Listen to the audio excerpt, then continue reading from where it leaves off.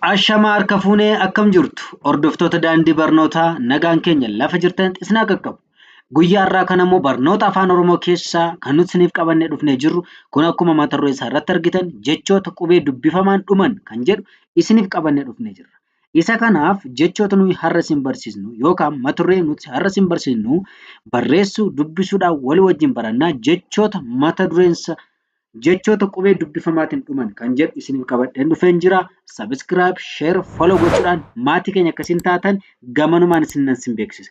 Isa kanaaf namoonni karaa keessaa barachuu barbaadan karaa WhatsApp, karaa Imo, karaa Zoom, karaa Telegram namoonni barachuu barbaadan barreessuu dubbisuu namoonni barachuu barbaadan nu bilbiluu hin dagatinaa. Lakkoofsa kun kan irratti argamu kana nu bilbilaa isin jenna.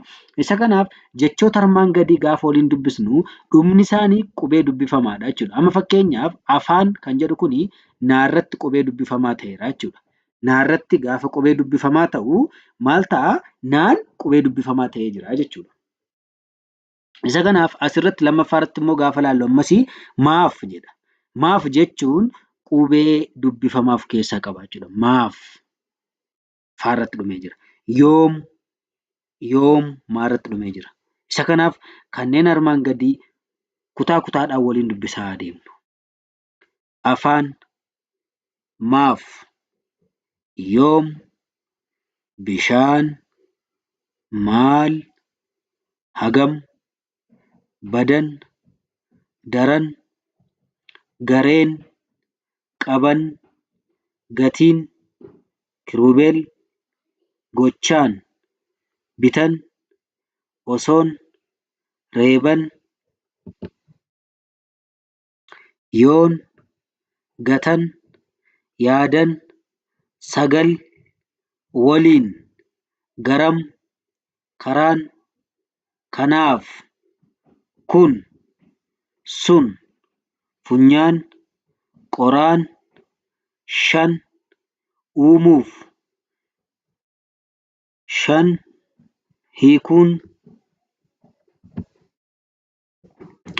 dhugaan, haalaan, isin, turan, midhaan, loon, yookaan, jiran, sanaan, dhufan, kanaan, galan, qalan, hatan, isaanis, deeman,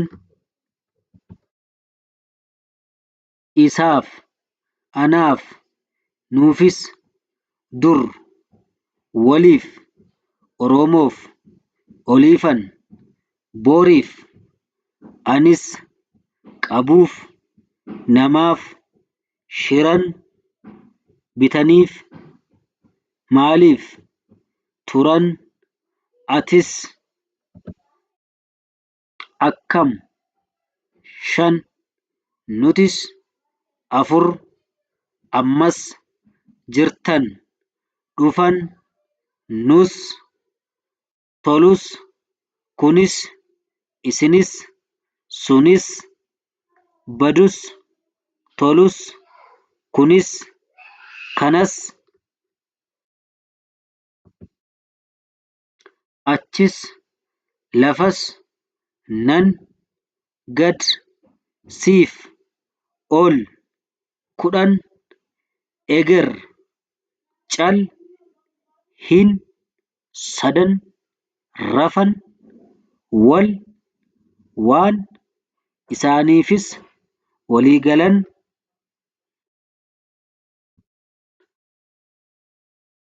Egaa hordoftoota keenya hanga torban mata duree haaraatti wal arginutti nagaan nuuf tura.